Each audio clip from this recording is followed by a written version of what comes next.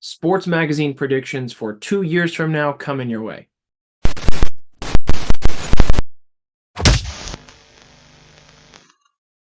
What's up, guys? This is Brad. So I thought I would hop on here today and put together a little video for some predictions that I have for the hobby, but I don't want to do 1 year predictions. I'm thinking a little more long term here. I think it would be really fun to put together some of these predictions now and check back on them in 2 years. So I'm setting some predictions for January of 2026, which is basically exactly 2 years from when I'm recording this video. And I've got 6 different projections or 6 different predictions that I'm gonna list here today. And we'll follow up in 2 years and see how many of these I got right. So let's start off with number one. The first prediction that I am making for January 2026 is that PSA will still not be grading magazines. And if you've seen some of my other videos, you know that that is on my wish list. That's something that I would like to see happen. It's something that I do think is going to happen eventually, but I still don't think it's going to happen within the next 2 years. If I had to make a true prediction, I would say that I think it's going to happen sometime within the next 2 to 5 years. So if PSA is grading magazines by January 2026, I will be pleasantly surprised, but I'm not expecting it to happen. So that's my prediction number one. Prediction number two, I think that CGC is going to offer some larger size dimensions for their slabs by January 2026. Right now, they have pretty standard dimensions. I think it's like anything between 11 by 8.5, and then half an inch thick, something like that. So there's a lot of oversized publications that cannot be graded right now. Some classic examples would be ESPN the Magazine, Life Magazine, Rolling Stones Magazine. There's some special editions of like Slam Magazine. There's actually quite a few oversized publications that just cannot be graded right now. Sporting News often falls into that category too. And if you look at like what PSA does with their grading of all sorts of different collectibles, they've got a really wide variety of sizes for their slabs. And so I think that within the next 2 years, I'm predicting and I am hoping that CGC will offer a larger slab to accommodate some of those other magazines that we are currently missing out on right now. So that's number two. All right. Prediction number three. This is a big one. This might be a little bit hopeful and a little bit optimistic. I am predicting that CGC will have autograph authentication by January of 2026. All right, we've talked ad nauseum about their current process for autographs and how it's just really not set up for sports collectors. It really puts us at a disadvantage. They offer tons of signing opportunities for comics people, where they've got CGC witnesses there who can witness the signing, but they never host that kind of thing for athletes, and so it's almost impossible. There's been less than 45 signature series slabs ever on a Sports Illustrated magazine. But here's why I think that that's going to change within the next 2 years. I think that because if you pay attention to the sports card scene, CGC, up until recently, their sports card grading service was called CSG. Okay. And not too long ago, just a few months back, they rebranded their sports card grading service to be CGC, to be in line with their, comic and magazine grading company, which makes total sense because there's a lot of brand name and there's a lot of brand equity in CGC. CGC and the previous CSG, were actually owned by a larger umbrella, I believe called, is it CCG? It kind of gets complicated when you start looking at all these different acronyms, but I think it was CCG that owned all these different little grading companies within. And, they all had different acronyms and different names. And so it makes sense that now they would be looking to refocus that and rebrand that to kind of one central name, and CGC seems to be the most recognizable.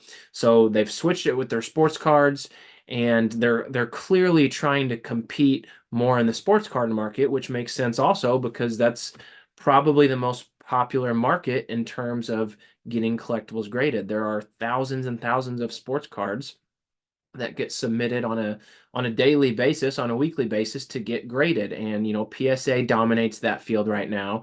SGC is typically right up there around number two. Beckett has kind of dropped off a little bit, and CGC, which they've already been pretty popular in grading like Pokemon cards and Magic the Gathering cards, but they're gaining a lot of traction on grading sports card as well. If you look at some of the data that comes out each month that shows the number of sports cards being graded and how many each company did, CGC seems to be gaining some traction there. And so my thought process is this: if CGC is serious about really competing with PSA and SGC in the sports card grading game, which obviously they are because they rebranded their name, and like I said, that's probably the biggest chunk of the grading market that's out there.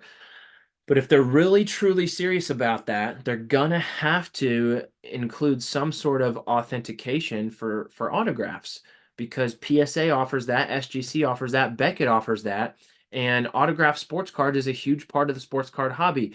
And why in the world would you send in an autographed sports card to be graded by CGC right now if they're not going to even authenticate the autograph like all of those other companies will do?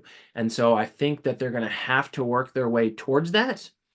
And when that happens, if and when that happens, to me, the next obvious move is that then they would be able to have those authenticators and that authentication process in hand to where they could do the same with our sports magazines. So that's my hope, and that's why within the next 2 years, by January of 2026, I am predicting that CGC will have autograph authentication. And man, that would be a really glorious day.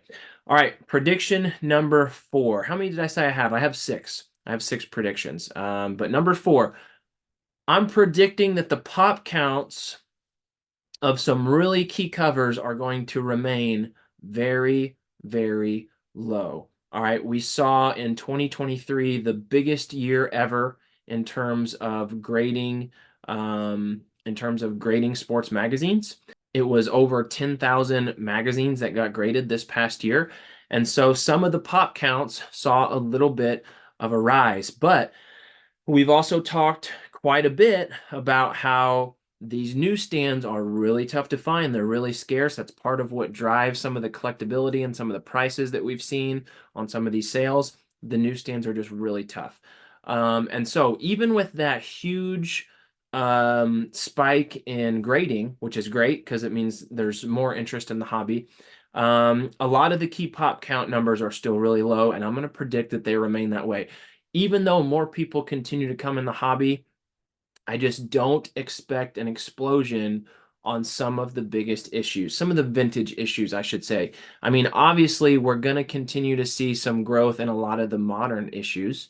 I think we've already seen it, like even with like the LeBron first cover. But man, when you start looking back at some of those key newsstand covers from the 50s, 60s, 70s, and even some in the 80s, it's just really tough to find those newsstands. I don't think there's all that many out there. I think that so many of them were thrown away over the years. So I think that pop counts are going to remain very low on some key covers. And just so this is a little bit of a measurable prediction, I don't just want to make a general blanket statement because, well, then how can I come back and measure that in 2 years? I'm going to give you a few specific examples. All right. Muhammad Ali, first cover from 1963, currently 31 newsstands graded. I'm going to predict that come January 2026, that number is still going to be under 50. All right, Roberto Clemente, currently 14 newsstands graded. I'm predicting that January 2026, that number is still going to be under 25. Pele, first cover, newsstands, currently 10 graded. I'm predicting that's going to be under 20. Michael Jordan, first covers from 1983, currently graded in newsstand, there's 125. And I'm going to predict that that number stays under 160 2 years from now. And then lastly, the Mickey Mantle, when you combine the centerfold variant with the non-centerfold variant, there's currently 61 newsstands graded, and I am predicting that will stay under 80 within the next 2 years. Once again, I think that this year we saw some of the biggest jumps in pop counts that we're going to see, because you also got to remember that CGC put magazine grading on hold for basically like all of January, February, and March while they were getting their updated slabs. And so what CGC had, and plus before that, they were sitting at a year turnaround time. So what CGC had was this huge, huge backlog of books that they were going through to have to be graded. So once they finally got through that backlog, I think they started grading them in April, and then it seemed like by June or so they had finally gotten through that backlog. But that period of growth and the pop count that we saw from like April to June of 2023, in my opinion, we're never going to see a higher volume of increases than that in the census, because once again, these newsstands aren't just floating out there every day. I do think we'll probably see an influx in some subscriptions getting graded, because those are the easiest to find. And when you can't find a newsstand of your most coveted issue, the next most obvious place to turn is to a subscription issue. So I do think we're going to see some bigger jumps in some subscription pop counts, but the newsstands are just too scarce. They're just not floating around out there that often. They're really tough to find. There are some out there. I'm confident that there are still plenty of finds to be had, but it's not easy to find them.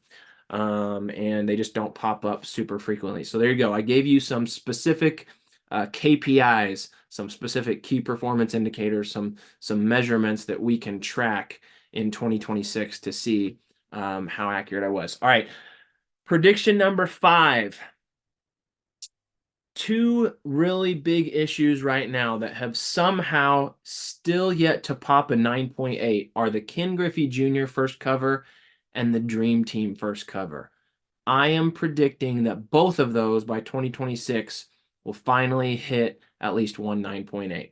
And so just to give you an example, the Dream Team, that cover from I think 91, has been graded 54 times in newsstand. 54 times in newsstand, and there's still not a single 9.8. There are 5 9.6s.